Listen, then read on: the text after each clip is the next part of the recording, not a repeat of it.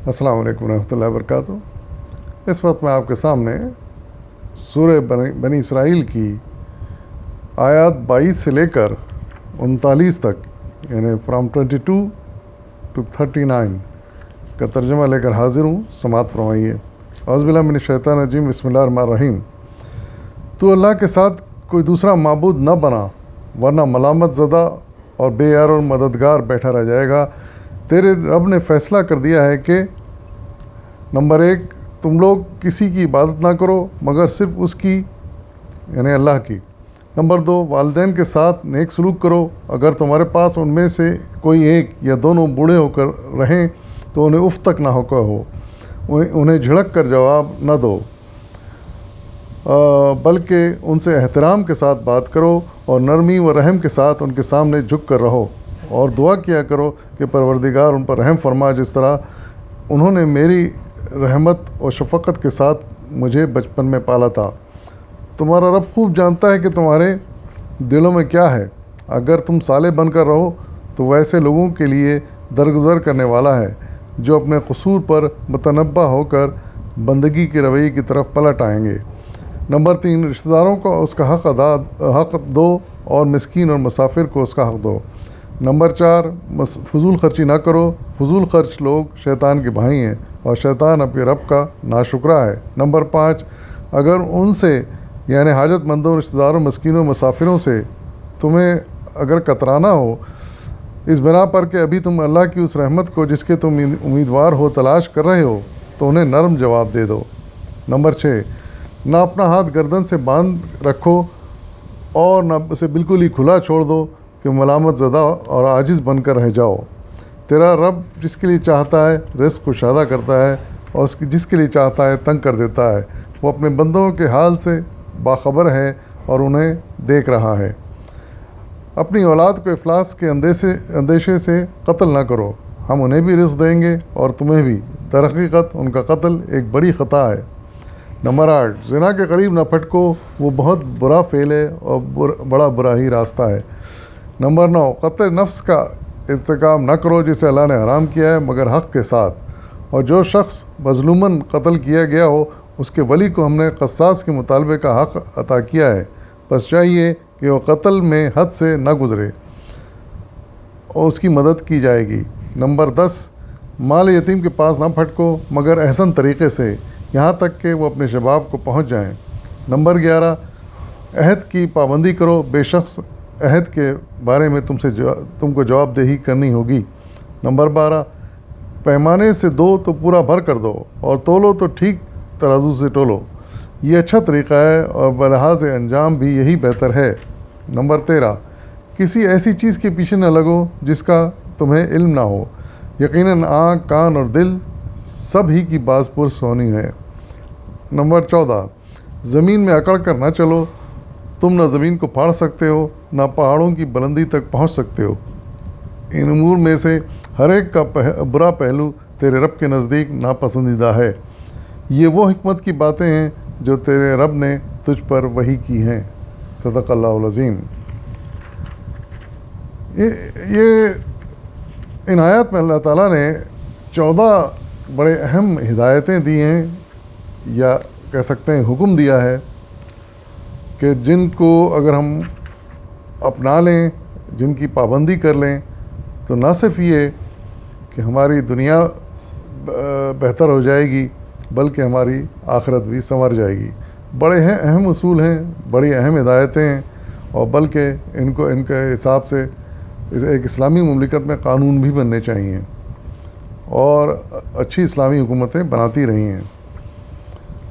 پہلی بات جو فرمائی گئی کہ صرف اللہ کی عبادت کرو اور اس کے علاوہ کسی کی عبادت نہ کرو۔ دوسری بات میں والدین کے ساتھ نیک سلوک کا کہا گیا ہے، اور اتنا اچھا سلوک کیا جائے کہ ان کو اف تک نہ کہا جائے، اور ہمیشہ یاد رکھا جائے کہ جس طرح انہوں نے محبت سے پالا ہمیں، اسی طرح ہم ان کے بڑھاپے میں خیال رکھیں۔ اور پھر تیسری بات یہ کہ یاد دلایا گیا کہ رشتہ داروں کو حق دو، مسکینوں کو حق دو اور مسافروں کو ان کا حق دو۔ چوتھی بات یہ کہی گئی کہ فضول خرچی نہ کرو، فضول خرچ لوگ شیطان کے بھائی ہیں اور شیطان اپنے رب کا ناشکرا ہے۔ کوئی شک نہیں ہے اس میں۔ نمبر 5 کہا گیا کہ اگر یہ جیسا اوپر کہ شق میں آیا کہ حاجت مندوں اور رشتہ داروں، مسکینوں اور مسافروں کا حق ادا کرو، اگر ادا کرنے کے قابل نہیں ہے تو ان کو بڑے اچھی طریقے سے ان سے معذرت کی جائے، کبھی سخت رویہ اختیار نہ کیا جائے اور وہ احترام کا سلوک کیا جائے۔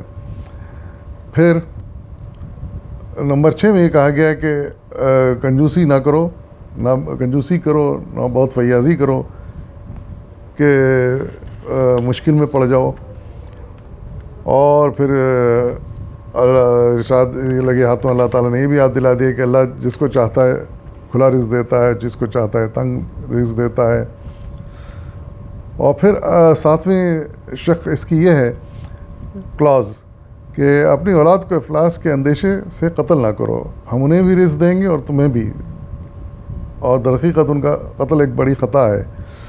علماء نے اس سے مراد یہی لیے کہ ایبارشن جس کو انگلش میں کہتے ہیں اسقاط حمل، اس سے انسان کو بچنا چاہیے، اور یہ اللہ تعالیٰ نے اس کو بڑی خطا قرار دیا ہے۔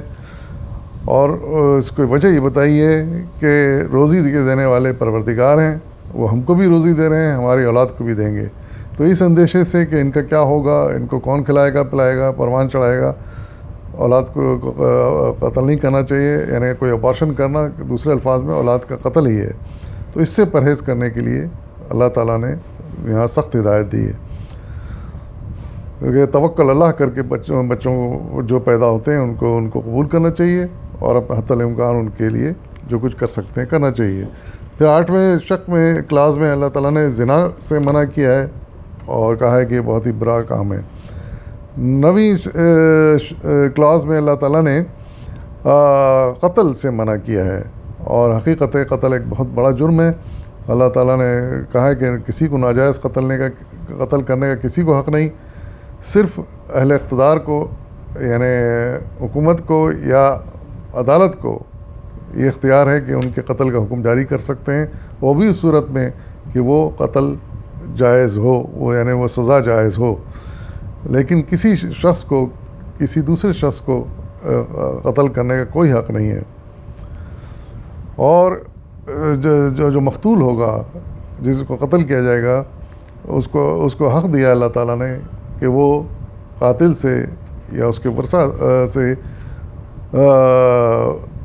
قصاص کا مطالبہ کرے، یہ حق مقتول کو یا اس کے ورثہ کو حاصل ہے۔ پھر 10ویں شق یہ بتائی گئی کہ یتیم کے مال کے پاس نہ جاؤ، اور اس کا شباب میں پہنچنے کے بعد جب یتیم پہنچ جائے تو اس کا حق ادا کر دو، اور یتیم کے مال پر بری نیت نہ ڈالو۔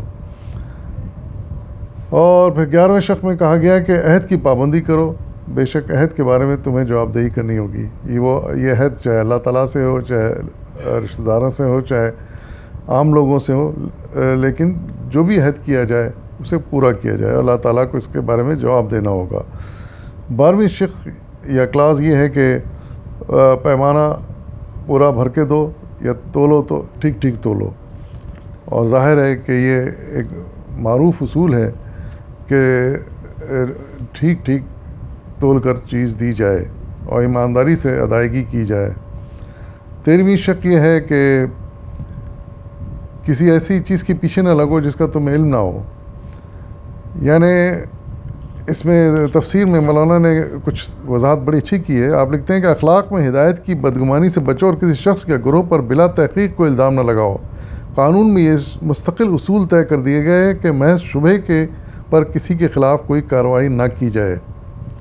ایک تو یہ مطلب نکلتا ہے، اور دوسرا مطلب ایک اور نکلتا ہے اس آیت سے کہ جو چیز ہمیں معلوم نہیں ہو، یعنی مستقبل کا حال، تو اس کے پیچھے بھی نہ پڑو۔ پھر 14ویں بات جو کہی گئی ہے اس میں یہ کہ زمین پر اکڑ کر نہ چلو۔ بالکل ٹھیک ہے، زمین پر اکڑ کر چلنے کا ہمیں کوئی حق نہیں ہے، کیونکہ ہم نہ اس کو پھاڑ سکتے ہیں، نہ بلندی میں آسمان کی بلندی کو چھو سکتے ہیں، ہماری ایک مخصوص حیثیت ہے، اس سے ہم زیادہ آگے نہیں جا سکتے، تو اکڑ کے چلنے کا کیا سوال پیدا ہوتا ہے؟ اگر اقتدار ہے تو وہ چھن جاتا ہے، دولت ہے تو وہ چھن جاتی ہے۔ تو یہ تمام چیزیں اللہ تعالیٰ نے ارشاد فرمائیے ہمیں ان کا خیال رکھنا چاہیے زندگی کے ہر قدم پر۔ وآخر دعوانا الحمد للہ رب العالمین۔